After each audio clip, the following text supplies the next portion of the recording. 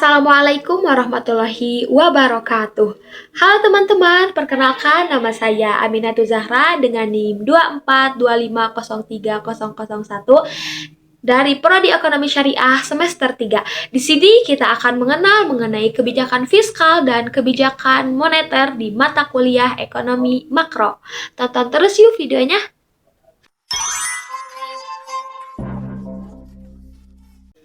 Apa sih kebijakan fiskal itu? Kebijakan fiskal adalah kebijakan pemerintah dalam mengatur perekonomian negara melalui pengelolaan penerimaan dan pengeluaran negara yang tercermin dalam anggaran pendapatan dan belanja negara atau APBN. Tujuan dari kebijakan fiskal diantaranya menjaga stabilitas ekonomi, mendorong pertumbuhan ekonomi, mewujudkan kesejahteraan masyarakat. Secara umum, kebijakan fiskal dilakukan melalui dua instrumen utama, yaitu pajak dan belanja pemerintah. Contoh kebijakan fiskal dalam kehidupan sehari-hari itu pemungutan pajak atau pajak penghasilan atau disebut PPH, pajak kendaraan bermotor, dan pajak pertambahan nilai atau PPN yang kita bayarkan saat membeli barang. Juga pemberian subsidi oleh pemerintah, misalnya subsidi BBM, subsidi listrik, dan subsidi pupuk yang bertujuan agar harga tetap terjangkau oleh masyarakat.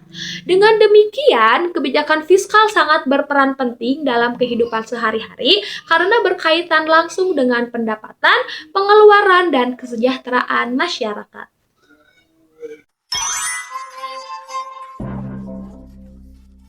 Lantas, bagaimana instrumen kebijakan fiskal? Instrumen kebijakan fiskal adalah alat yang digunakan pemerintah untuk mengatur perekonomian melalui APBN.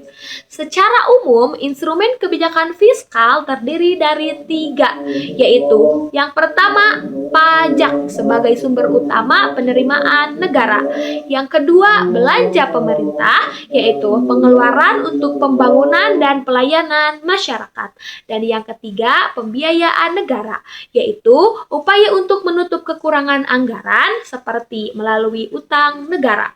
Dengan instrumen tersebut, pemerintah dapat menjaga stabilitas ekonomi dan meningkatkan kesejahteraan masyarakat.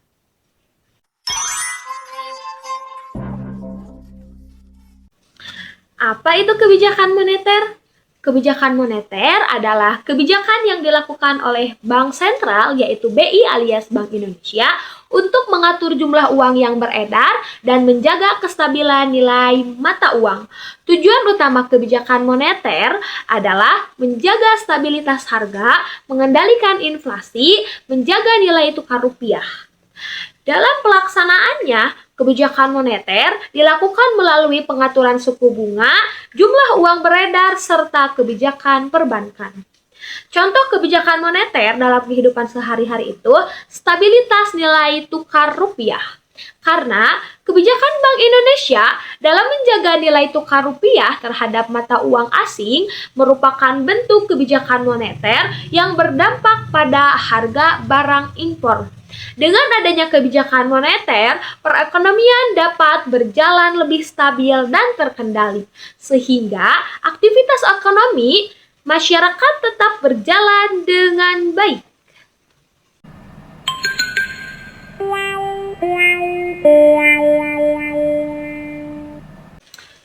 Untuk instrumen kebijakan moneter adalah alat yang digunakan Bank Indonesia untuk mengatur jumlah uang yang beredar dan menjaga stabilitas ekonomi. Nah, instrumen kebijakan moneter ini meliputi yang pertama, suku bunga untuk mengendalikan inflasi dan aktivitas ekonomi. Yang kedua, operasi pasar terbuka, yaitu jual beli surat berharga untuk mengatur jumlah uang beredar. Yang ketiga, giro wajib minimum, yaitu ketentuan simpanan minimum bank di Indonesia. Yang keempat, kredit atau kebijakan perbankan untuk mengatur penyaluran kredit kepada masyarakat. Melalui instrumen tersebut, Bank Indonesia dapat menjaga kestabilan nilai uang dan perekonomian negara.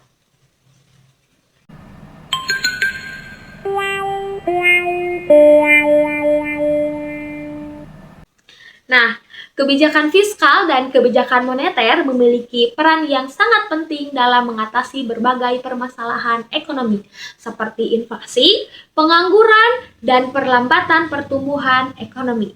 Kebijakan fiskal yang dijalankan oleh pemerintah melalui pengelolaan pajak dan belanja negara, serta kebijakan moneter yang dikendalikan oleh Bank Sentral melalui pengaturan jumlah uang beredar dan suku bunga, saling melengkapi dalam menjaga stabilitas dan keseimbangan perekonomian. Oleh karena itu, pemahaman terhadap kebijakan fiskal dan moneter bukan hanya penting bagi pemerintah dan pelaku ekonomi, tetapi juga bagi masyarakat secara luas. Dengan memahami kebijakan ini, kita dapat lebih bijak dalam mengambil keputusan ekonomi, sekaligus ikut berperan sebagai warga negara yang sadar akan arah dan tujuan pembangunan ekonomi nasional. Mari kita tingkatkan literasi ekonomi dan terus belajar memahami kebijakan fiskal dan kebijakan moneter, karena ekonomi yang stabil berawal dari masyarakat yang teredukasi. Terima kasih telah menyimak, semoga video ini bermanfaat. Saya Aminatul Zahra, pamit undur diri, bye-bye.